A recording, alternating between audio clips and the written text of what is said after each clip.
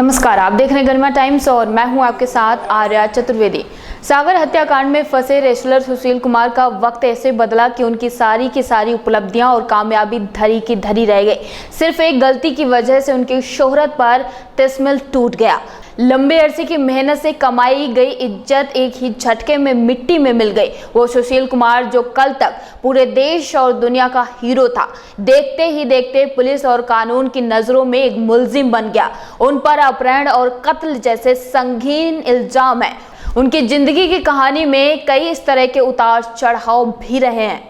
दरअसल कड़े संघर्ष के बाद सुशील कुमार ने ये मुकाम हासिल किया था, लेकिन अब सब कुछ बदल गया है। देखिए हमारी ये खास रिपोर्ट। बताया जा रहा है कि सुशील कुमार बचपन से ही काफी शर्मीले थे। उनका जन्म हरियाणा के एक बेहद साधारण परिवार में हुआ था। उनके पिता सरकारी ड्राइवर थे। उनकी पढ़ाई लिखाई भी सामान्य रूप से गांव में हुई। किशोरावस्था से ही उनका रुझान खेलों में था। फिर उन्हें रेसलिंग भाने लगी। उन्होंने महाबली सतपाल से पहलवानी के गुरु सीखने शुरू कर दिए थे और सुशील रोज सतपाल के घर जाते थे। 2010 नवंबर में जब उन्होंने कॉमनवेल्थ गेम्स में गोल्ड जीता तो सतपाल ने अपनी बेटी के साथ उनके सगाई का ऐलान कर दिया। कुछ दिन में सगाई भी हो गई। 18 फरवरी 2011 को महाबली सतपाल की बेटी साबी सहरावत के साथ सुशील की शादी हुई। बता दें कि कॉमनवेल्थ गेम्स में गोल्ड जीतने के बाद वो देश के हीरो बन चुके थे। यही वजह थी कि उनकी शादी में कांग्रेस उपाध्यक्ष राहुल गांधी, वर्तमान गृह मंत्री राजनाथ सिंह, कांग्रेस नेता ऑक्सर फर्नांडिस, पूर्व क्रिकेटर कप्तान कपिल देव, पूर्व हॉकी कप्तान जफर इकबाल, पूर्व तैराक खजान सिंह, कुश्ती जगत के कई नामी कोच और देश के कई अन्य जानी मानी हस्तियों ने शिरकत की थी। चौंकाने वाली बात यह थी कि सुशील ने शादी से पहले अपने गुरु की बेटी सावी को देखा तक नहीं था। सुशील कुमार शोहरत के आसमान पर एक चमकता सितारा बन चुके थे। दौलत, शोहरत और इज्जत उनके कदमों तले थे। विज्ञापनों से उसकी लाखों की कमाई होती थी, तो वहीं उन्हें सरकारी नौकरी भी मिल गई थी। जमीन जायदाद के साथ साथ एक बड़ा स्कूल भी उनके पास था। वो इकलौते हिंदुस्तानी हैं जिन्होंने 2 ओलंपिक मेडल जीते और वर्ल्ड टाइटल भी अपने नाम किया। कॉमनवेल्थ गेम्स में सुशील कुमार ने 3 बार गोल्ड मेडल जीता था। उन्हें पद्मश्री और अर्जुन पुरस्कार से नवाजा गया। उन्हें खेल जगत के प्रतिष्ठित राजीव गांधी खेल रत्न अवार्ड से भी सम्मानित किया जा चुका है। उन्हें इनाम के रूप में करोड़ों रुपए मिले हैं। सुशील कुमार की कहानी बेशक किसी फिल्म की मानिंद हो, लेकिन देश के सबसे बड़े, कामयाब और सबसे नामचीन पहलवान सुशील कुमार की जिंदगी का यही सच है। उसी सुशील कुमार की जो हरियाणा के एक छोटे से गांव से निकलकर अपनी मेहनत और टैलेंट की बदौलत कुश्ती के अंतर्राष्ट्रीय फलक पर छा गया और जिसने एक के बाद एक ढेरों खिताब अपने नाम कर लिए। सिर्फ अपना बल्कि पूरे देश का नाम कई बार रोशन किया। न मालूम कितने नौजवान उनकी तरह पहलवानी करने का ख्वाब देखने लगे। कुछ ऐसे भी थे जो शायद उनसे रश्क करने लगे। सुशील की जिंदगी में तब तक सब कुछ ठीक चल रहा था जब तक 4 मई 2021 की तारीख नहीं आई थी, क्योंकि ये वही दिन था जिस रोज सुशील कुमार की तकदीर ने ऐसी करवट ली कि एकाएक सब कुछ बदल गया। पुलिस की माने तो इस रोज सुशील कुमार अपने कुछ साथियों के साथ मॉडल टाउन के एम ब्लॉक इलाके में मौजूद एक फ्लैट में पहुंचे। उनके साथियों ने फ्लैट में रहने वाले सागर धनखड़ नाम के एक लड़के को उनके 3 साथियों समेत किडनैप कर लिया। सागर खुद भी सुशील का बड़ा फैन और कुश्ती का नेशनल जूनियर चैंपियन था। चूंकि सुशील कुमार की गिनती देश के सबसे नामी और बड़े पहलवानों में होती है, तो उनके गुर्गों ने जब सागर और उसके दोस्तों को बताया कि सुशील कुमार खुद उनके फ्लैट के बाहर उससे मिलने आए हैं, तो सागर उसके साथी खुद ही चलकर फौरन उनकी कार के पास आ गए। फ्लैट के बाहर सचमुच सुशील का एक होंडा सिटी कार में अपने कुछ और साथियों के साथ बैठे हुए थे और यहाँ उन्होंने गन पॉइंट पर सागर और उसके साथियों को गाड़ी में बिठा लिया। यानी कल तक जो सुशील कुमार सागर धनखड़ का रोल मॉडल और हीरो हुआ करते थे, अब वही सुशील कुमार उसके और उसके साथियों के किडनैपर बन चुके थे। पुलिस की माने तो सुशील और उसके साथी सागर को अगवा कर अपने साथ दिल्ली के मॉडल टाउन इलाके में मौजूद छत्रसाल स्टेडियम लेकर गए। छत्रसाल स्टेडियम यानी वो जगह जिसमें देश में कुश्ती का सबसे बड़ा केंद्र कहे तो गलत नहीं होगा। खुद सुशील कुमार ने न सिर्फ इसी छत्रसाल स्टेडियम में साल दर साल कुश्ती की प्रैक्टिस की, बल्कि एक के बाद एक कई खिताब जीतने के बाद वो इसी छत्रसाल स्टेडियम में ओएसडी के तौर पर भी तैनात रहे। लेकिन 4 मई की रात इसी छत्रसाल स्टेडियम में उनसे अनहोनी हो गई। असल में इन दिनों सुशील कुमार सागर धनखड़ से किसी बात पर कुछ ज्यादा ही नाराज थे और इसी गुस्से में उन्होंने सागर और उनके साथियों को अगवा कर कुछ इतनी बुरी तरह से पीटा कि सागर समेत उसके 2 दोस्तों को अस्पताल में भर्ती करना पड़ा। सागर के बाकी दोस्तों की तो जैसे तैसे जान बच गई, लेकिन बदकिस्मती से इस पिटाई में सागर धनखड़ को कुछ इतनी चोटें आई कि उसकी जान भी चली गई। सागर की हालत कुछ इतनी नाजुक थी कि मारपीट की इस भयानक वारदात के बाद मौके पर पहुंची पुलिस सागर का बयान तक नहीं ले सकी। इससे पहले ही वो इस दुनिया से दूर चला गया। सागर की मौत के साथ ही पूरे खेल जगत का, खासकर कुश्ती की दुनिया में हड़कंप मच गया।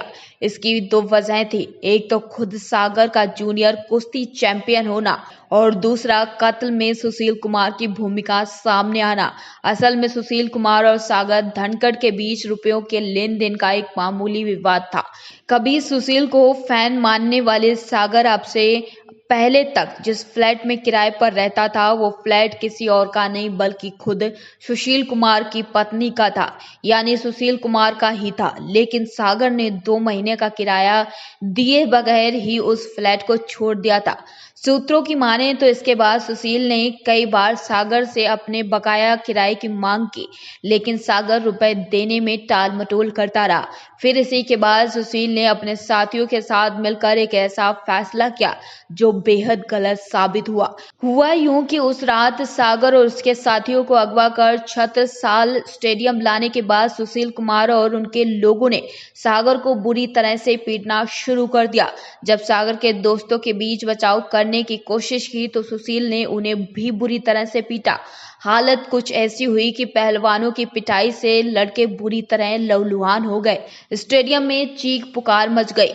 पुलिस की माने तो यहाँ तक तो फिर भी गनीमत थी, लेकिन इसी मारपीट के बीच मामला और भी संगीन हो गया जब सुशील कुमार के साथियों ने सागर और बाकी लड़कों को डराने के लिए फायरिंग शुरू कर दी और बात लगातार बिगड़ती चली गई। किसी तरह इस बवाल से जान छुड़ाकर एक लड़के ने पुलिस को फोन कर दिया। आनन फानन में मॉडल टाउन थाने की पुलिस भी मौके पर आ गई। हालांकि कहानी में यहाँ भी ट्विस्ट था। पुलिस के आने की खबर स्टेडियम के सिक्योरिटी गार्ड ने सुशील कुमार को पहले ही दे दी। सुशील कुमार अपने साथियों के साथ मौके से फरार हो गया। स्टेडियम के बाहर गाड़ियों की तलाशी लेने के बाद पुलिस को एक लड़का एक कार में छिपा हुआ मिला। पहले तो पुलिस ने इसे मामले पर पीड़ित और सागर धनखड़ का साथी समझा, लेकिन अगले दिन सुबह पुलिस को तब हैरानी हुई जब पता चला कि वो सुशील का साथी था और पुलिस के आने की भनक लगने पर वो पकड़े जाने से बचने के लिए छुप गया था। पुलिस अस्पताल में भर्ती सागर धनखड़ का बयान तो लेना चाहती थी, लेकिन उसकी हालत ऐसी थी कि पुलिस उसे पूछताछ नहीं कर सकी। 2 दिन बाद उसने दम तोड़ दिया। इसी के साथ कुश्ती जगत का एक उभरता हुआ सितारा चंद रुपयों के मामूली झगड़े में इस दुनिया से दूर चला गया। उधर सागर के बाकी दोस्तों ने पूछताछ में पुलिस को जो कहानी सुनाई उससे पुलिस वाले भी सन्न रह गए। पुलिस की नजरों में मामला मामूली नहीं बल्कि एक ओलंपियन के चैंपियन के कातिल बनने का था, क्योंकि पुलिस की तफ्तीश के मुताबिक सागर को अगवा करने से लेकर उसका कत्ल करने तक हर करतूत में सुशील कुमार का हाथ था। इसके बाद एक एक कर इस मामले में कई मुलजिम पुलिस की गिरफ्त में आए, लेकिन यहाँ तो कुश्ती का चैंपियन फरारी का भी चैंपियन साबित हुआ। पुलिस अब उनके नाम पर गैर जमानती वारंट जारी कर चुकी थी, उनकी तलाश में लगी थी, लेकिन सुशील लगातार पुलिस को चकमा देते रहते। पुलिस ने उनकी बीबी और दूसरे घर वालों से पूछताछ की, लेकिन सुशील का सुराग नहीं मिला। हार कर पुलिस ने सुशील का पासपोर्ट जब्त कर लिया ताकि वो देश से बाहर ना भाग सके। और तो और पुलिस ने सुशील कुमार का सुराग देने वाले के लिए 1 लाख रुपए का इनाम भी ऐलान कर दिया। यानी अब पुलिस की नजर में ओलंपियन सुशील एक इनामी मुलजिम बन चुके थे। इस मामले में एक बड़ा ट्विस्ट तब आया जब इस वारदात के 14 दिन बाद 18 मई को सुशील कुमार की ओर से रोहिणी कोर्ट में अग्रिम जमानत की याचिका दाखिल की गई। सुशील के वकील ने अदालत के सामने तर्क दिया कि सुशील कुमार इतने बड़े खिलाड़ी और ओलंपियन हैं, उन्होंने इतने बड़े बड़े खिताब अपने नाम किए, उन्हें साजिशन इस मामले में फंसाया गया है। पुलिस ने साजिश बुनने के लिए 6 घंटे देर से एफआईआर दर्ज की है। और तो और सागर धनखड़ के कत्ल का सुशील कुमार के पास कोई मोटिव ही नहीं है। पुलिस ने गलत तरीके से उनका पासपोर्ट जब्त कर लिया है। उनके घर वालों को पूछताछ के नाम पर पुलिस परेशान कर रही है। पुलिस ने उस रात 100 नंबर पर कॉल करने वाले का नाम तक नहीं बताया। उस रात की वारदात में जख्मी सोनू का सच भी पुलिस छुपा रही है, जो कि एक अपराधी है। और कोविड के इस दौर में सुशील को डर है कि कहीं वो भी इसका शिकार ना हो जाए। इन तमाम बातों के मद्देनजर इस मामले में सुशील कुमार को अग्रिम जमानत दी जानी चाहिए, लेकिन पुलिस यानी अभियोजन पक्ष में ने भी इस अर्जी के खिलाफ मजबूती से अपने तर्क पेश किए। पब्लिक प्रोसिक्यूटर ने अदालत से कहा कि सुशील कुमार के खिलाफ दर्ज मामला बेहद संगीन किस्म का है। सुशील कुमार उस रात सागर और उसके साथियों को खुद ही अगवा कर अपने साथ छत्रसाल स्टेडियम ले गए थे। सुशील के खिलाफ जांच में कत्ल का मोटिव भी साफ हो चुका है। मृतक सागर सुशील की पत्नी के एक फ्लैट में किराए पर रहता था।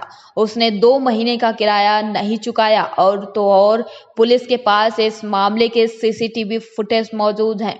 सीसीटीवी पर एफएसएल की रिपोर्ट आ चुकी है, जो बताती है कि फुटेज बिल्कुल सही है। फुटेज में सुशील कुमार डंडा लेकर सागर और उसके साथियों को पीटते दिख रहे हैं। पुलिस ने सुशील का पासपोर्ट सीज नहीं किया है, बल्कि जांच के लिए उनके घर वालों से लिया ताकि उसकी डिटेल एयरपोर्ट पर दी जा सके और उन्हें देश से बाहर भागने से रोका जा सके। सुशील जांच से भाग रहे हैं, जबकि उनके खिलाफ गैर जमानती वारंट जारी हुआ। ऐसे में सुशील कुमार का कस्टोडियल इंटरोगेशन करना बेहद जरूरी है। साथ ही सुशील कुमार से वारदात में इस्तेमाल हथियार भी बरामद करना है। जाहिर है कि पुलिस के तर्कों में दम था, लिहाजा रोहिणी कोर्ट ने दोनों पक्षों की इस गर्मा गर्म बहस को सुनने के बाद सुशील कुमार को अग्रिम जमानत अर्जी खारिज कर दी। अब सवाल था कि ऐसे में कत्ल के इनामी मुलजिम सुशील कुमार के पास फिलहाल कौन कौन से रास्ते यानी कानून विकल्प हैं। तो जवाब था कि सुशील कुमार अपनी अग्रिम जमानत अर्जी लेकर ऊपर की अदालत में जा सकते हैं। अगर वहां से उन्हें अग्रिम जमानत मिल जाती है तो वो सामने आ सकते थे, लेकिन गिरफ्तारी के डर से आजाद होकर जांच में शामिल हो सकते थे। चूंकि जमानत अर्जी पहले ही खारिज हो चुकी है, वो अदालत में आत्मसमर्पण कर सकते थे। वो खुद को पुलिस के हवाले कर सकते थे, यानी पुलिस के सामने आत्मसमर्पण कर सकते थे, लेकिन इसी बीच पुलिस उन्हें गिरफ्तार भी कर सकती थी। सवाल था कि देश की इतनी बड़ी शख्सियत जिसकी अपनी ही एक फैन फॉलोइंग है, आखिर इतने दिनों तक पुलिस को चकमा कैसे दे सकती थी। तो इसका जवाब पुलिस की तफ्तीश में सामने आया। पुलिस की माने तो फरारी के शुरुआती दिनों में वो उत्तराखंड के एक बाबा के आश्रम में अपना ठिकाना तलाशने पहुंचे थे। बाद में पता चला कि सुशील अपने साथियों के साथ नजफगढ़, बहादुरगढ़, झज्जर के बीच छिपते फिर रहे थे। इन इलाकों में फार्म हाउस और फ्लैट वगैरह के में उनके ठिकाने थे। इस काम में दिल्ली नगर निगम ने एक पार्षद का बेटा सुशील कुमार की मदद कर रहा था, लेकिन सुशील कुमार ज्यादा दिन छिप नहीं सके। उन्हें पुलिस ने पहलवान सागर धनखड़ की हत्या के मामले में गिरफ्तार कर लिया। बता दें कि सागर हत्याकांड के बाद रेसलर सुशील कुमार का नाम किसी अपराधी की तरह लिया जा रहा है। पहलवानों और अपराध का गठन जोड़ कोई नई बात नहीं है। पहलवानी के करियर में नाकाम बहुत से पहलवान या तो बाउंसलर बन गए या फिर बड़े गैंगस्टर माफिया के साथ जुड़ गए। ऐसे ही मामलों की ताजा मिसाल है सागर धनखड़ हत्याकांड। फिलहाल अब तक के लिए इतना ही। लगातार देश दुनिया की छोटी बड़ी खबरों से रूबरू होने के लिए बने रहिए हमारे साथ और देखते रहिए गरिमा टाइम्स।